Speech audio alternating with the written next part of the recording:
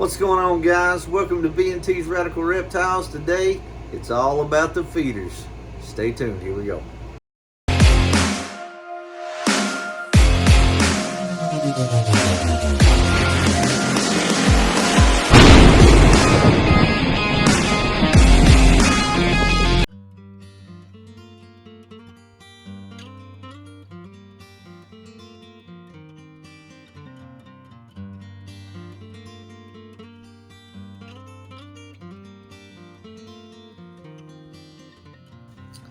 Alright, so caring for dubia roaches. Pretty simple. You want to use a smooth-sided plastic tote or a bin with a lot of ventilation, okay? So the ventilation can either be on the top, it can be on the sides, however you want it. I'm going to show you a picture of the one I have here. Right there on the top, ventilation, and then here's one on the side, ventilation, and another top vent. Now those little round vents, I'm going to put the link down in the description for those at Amazon. You can buy those there and just kind of run you a little strip of glue around those. They do perfectly fine. So dubia roaches, you want to keep them in the dark most of the time. You want to add egg cartons vertically as for hiding spaces, of course.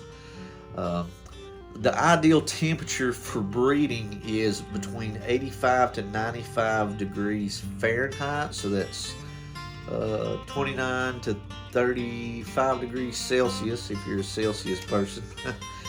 They do survive in cooler temps, but they tend to reproduce a little bit slower if they are below 80 degrees Fahrenheit. So use a heat mat on one side or underneath one section of the tote there. Some people like to put it on the side of the tote. Some people like to put it up underneath. I personally just put it up underneath. It just makes it easier. So the humidity, moderate humidity works best around 40 to 60% humidity. Too much moisture though can cause mold and die-offs, so good airflow is kind of important. As far as feeding, you want to do some dry food and then you want to do some fresh vegetables and fruits. Not all the time, but a lot of the time. So as far as your fresh veggies and fruits go, stuff like carrots, oranges, huge on oranges. I'm absolutely huge, and I'm hit on oranges because oranges, literally, it is a proven fact now, will make your dubias reproduce a little bit more, a little bit faster as well. I'm not sure how it works, I don't know, but anyways. So carrots, oranges, apples, squash, leafy greens. Leafy greens is a big one. So your dry food, you can either buy roach chow, like I have right here. I'll show you a picture of that. That is the Supreme Gecko roach chow. I got that from Supreme Gecko, and guys, it is top notch. Absolutely good stuff. If you want to do that, you can do that. If you want to make your own, you can do that as well. Non-medicated chick feed. Non-medicated. Make sure it's non-medicated. Take that. Take some ground oats. Take some alfalfa pellets. Take some fish flakes. You want to mix all those together. Not just any certain percentage though. I'm going to put the percentages down in the description as well of all that, so that you know how much of each to mix.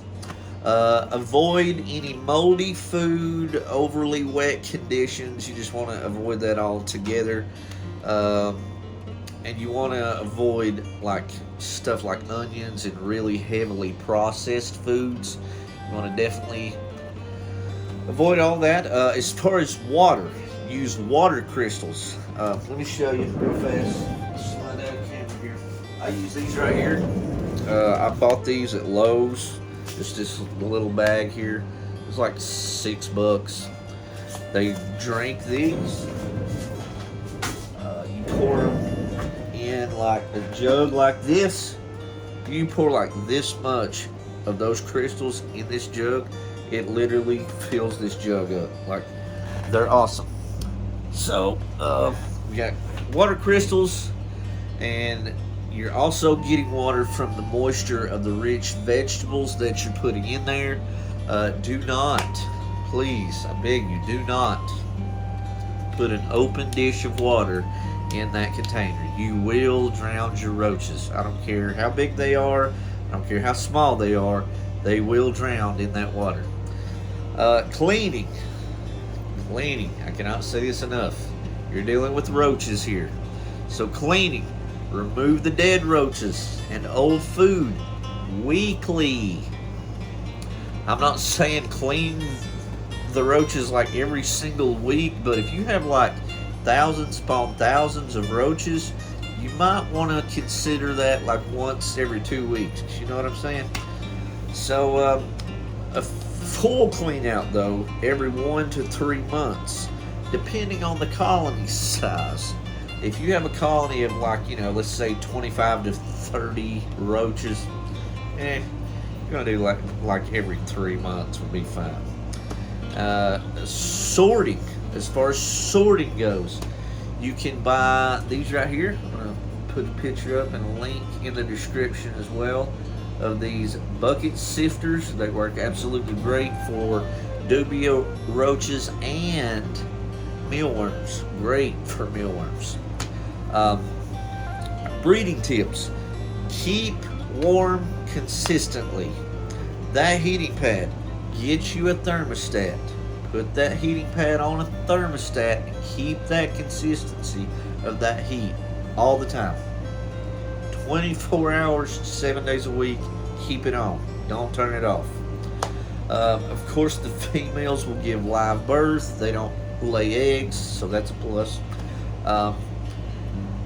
If you want to get a colony growing faster, of course you want to put more protein and warmth into that bin.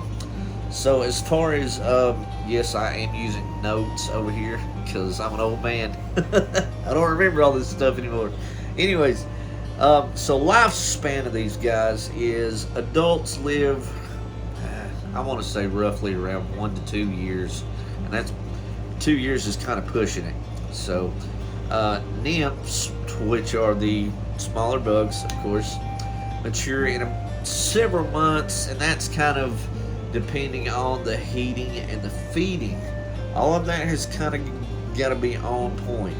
I will say, and I hear this a lot, Brandon, I'm having a problem. My colony is just not growing. And then I ask him, are you feeding your vegetables and fruits and greens? Well, I do every now and again. You can't do that. You have to be consistent with this stuff. In order for things to grow, consistency is the key. All right, moving on to the next thing.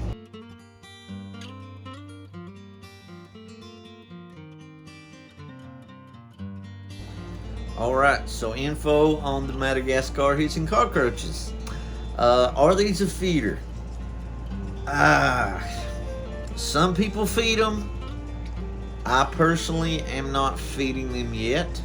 I'm doing more research on that because I have heard good things and I have heard bad things. So you kind of gotta, do your own research, of course. So as far as an enclosure for these guys, a 10 or 20 gallon tank or a smooth-sided plastic bin works well. You do need, and I will tell you this, you do need a secure lid. That's why on the tote that I have them in, I have it with a rubber gasket all the way around it.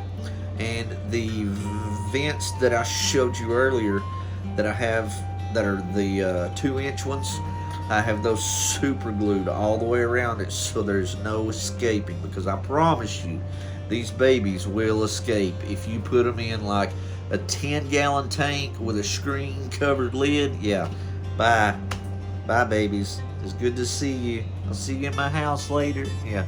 Anyways, you don't want that. So, 10 to 20 gallon tank, smooth works best. Uses secure lid with ventilation, of course. Unless you want to apply a thin layer of petroleum jelly, Vaseline, near the top.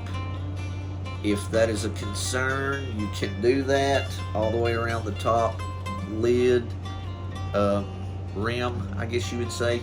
I would do it personally. I would do it like 2 to 3 inches down on that wall, because if not, they're going to climb right out. But me personally, I just use the gasket seal. It's much easier. It's not all the Vaseline mess and all that. So, substrate. Again, you do not have to have substrate. If you're keeping these as pets, you probably want some substrate in there. Of course, it'll help out. But if you're just doing these for like feeders or something like that, you don't have to. But as far as substrate, some good options would be like coconut fiber, Repti-Chip, cypress mulch, organic soil, leaf litter, all that good stuff. And if you want any of that, you want that anywhere from between about 1 to 3 inches deep in the enclosure. You can add some cork bark. You can add some egg cartons like we do here. You can add branches, hides, all that good stuff.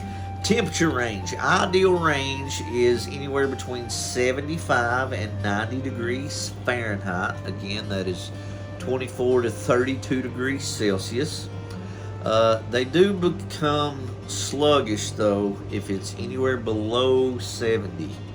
So if you're putting them in like your snake house or your snake room, something like I'm in now, the temperature in here is already 76. So I mean, that's about right. But I do put under a heat mat, of course, just like I do the dubia roaches. Humidity, you want to aim for about 60 to 70% humidity. Now that's a little bit more than the dubia roaches. So you want to mist lightly a few times a week, but you don't want to like literally drench the whole enclosure. Just lightly mist it.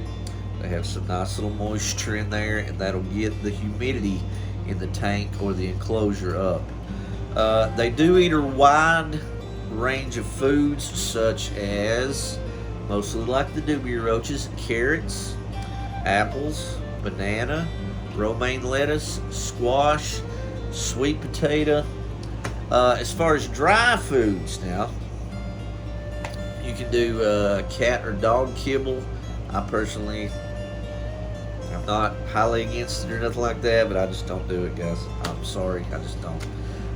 What I do though is, for my dubia roaches and my Madagascar adhesive cockroaches, both, I actually take the remaining powder that I have off of the Radiant, which is Tucker, I think, premium rat block.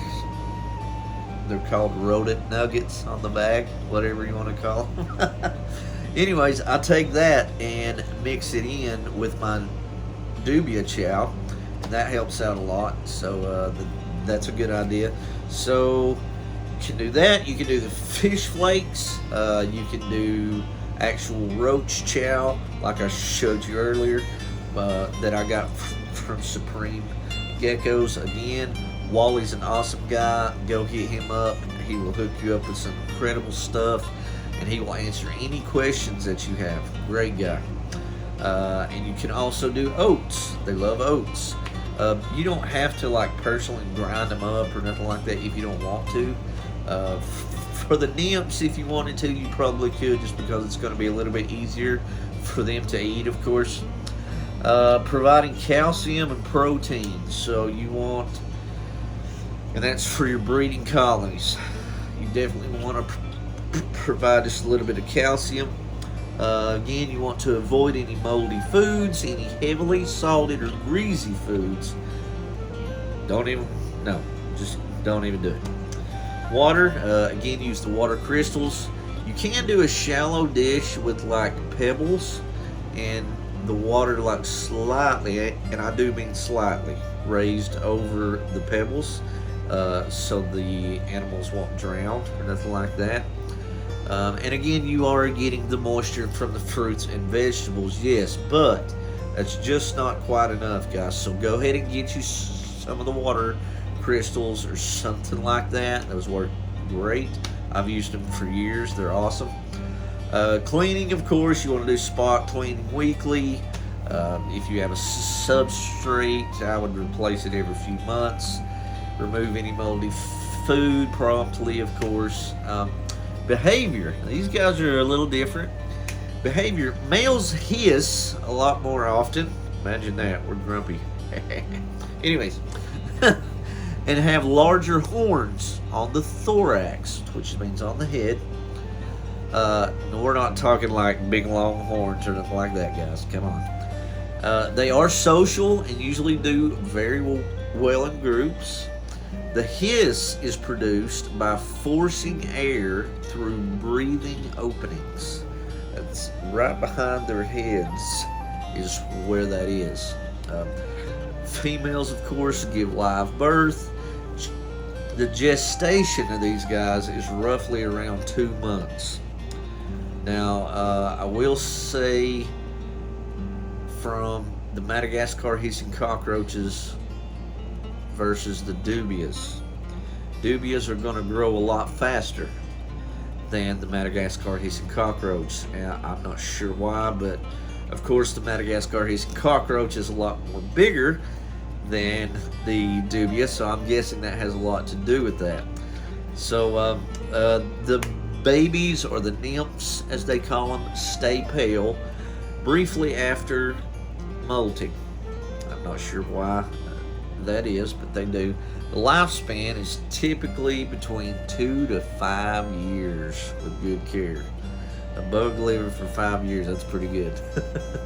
So anyways, on to the next thing.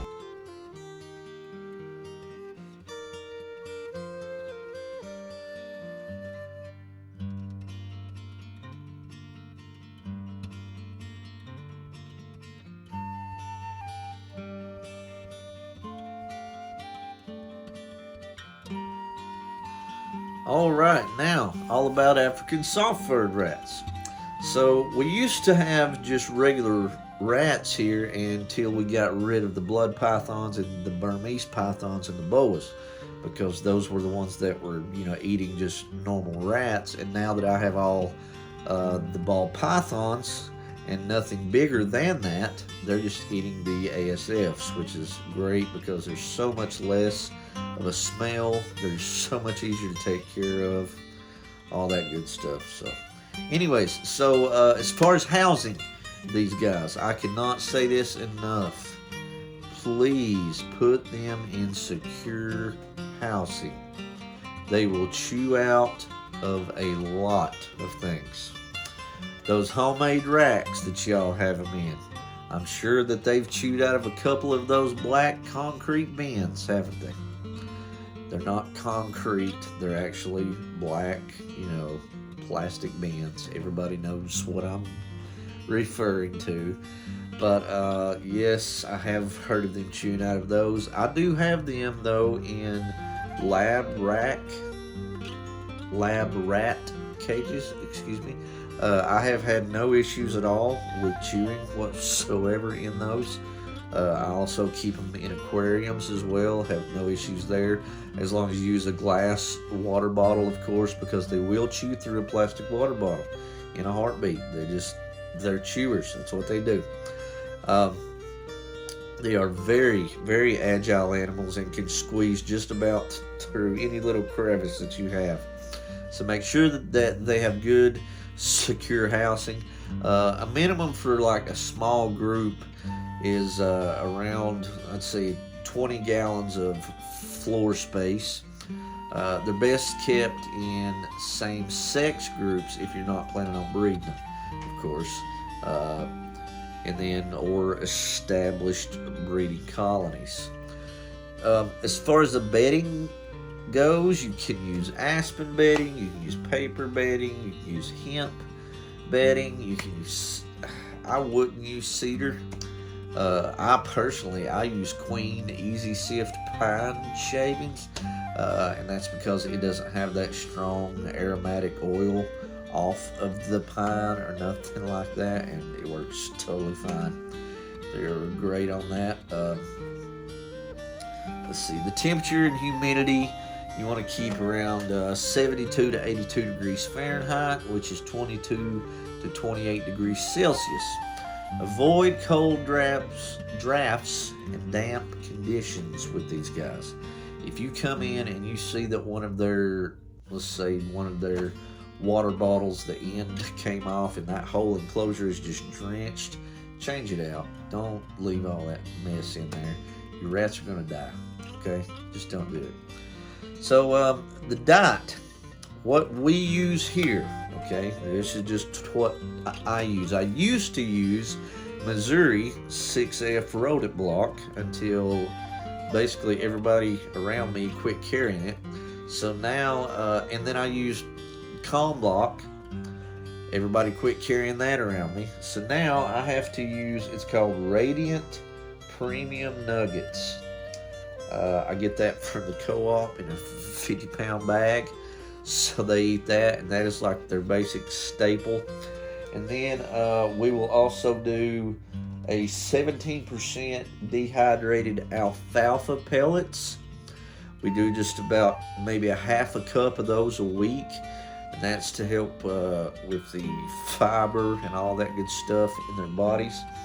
And we also use a hog grower. You can buy that in a 50-pound bag at the co-op as well. We use just a very small amount of that a week, and that will also help them. The alfalfa pellets are actually really good in helping a breeding female with more lactation. That is a proven fact. You can look that up. And yeah, as far as that, we'll do like, some carrots here and there, just for a treat, something like that. We also do black sunflower seeds. Very, very rarely though, not a whole lot. And that's mostly for the coat and all that stuff. So as far as breeding, they do breed very quickly. Large litters are very common. Females have, versus a normal rat, females have a lot more nipples, as they, what's the word? Multimate? Yeah, that's it, multimate. Yeah, anyways, so they have a lot more nipples than a regular rat, which is good because they have bigger litters than a normal rat as well. Lifespan is usually about 1.5 to 3 years. Again, that 3-year mark is very pushing it there.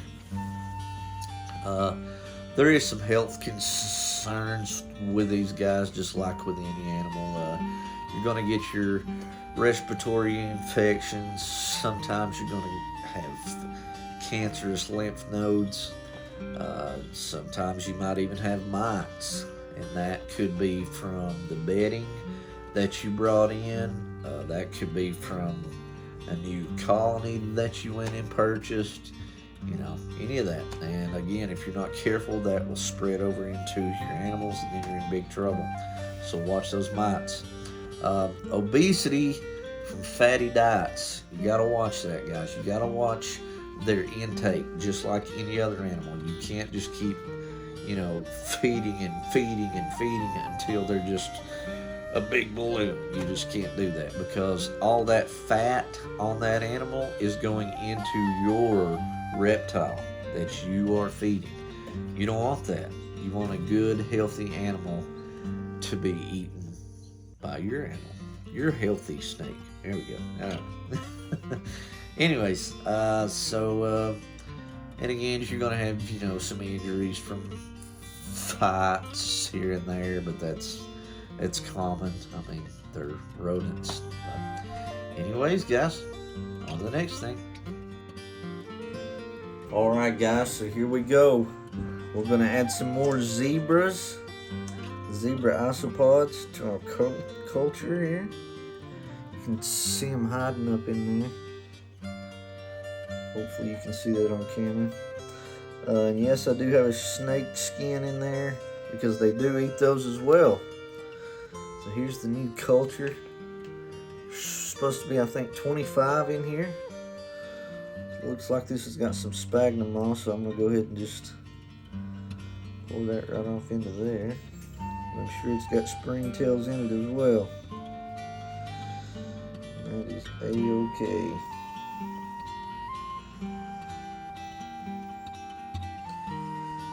There they are. You can see them there. Crawling around.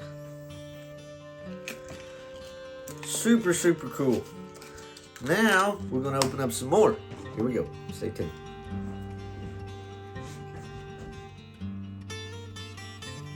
Alright. Now, we got 50 in here. These are going to be dairy cows. Not sure how small or how big they are in here. I gotta put some leaf litter in here. Oh, there they are. You can see them there. Crawling around in there. Put this sphagnum moss right here. And put the dirt right over here.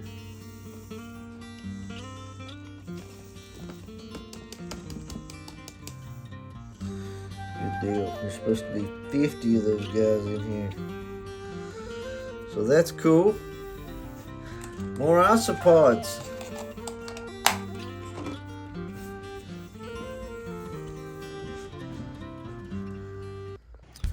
Alright guys, so that is all we have for this video. Stay tuned for the next video where I'm going to be discussing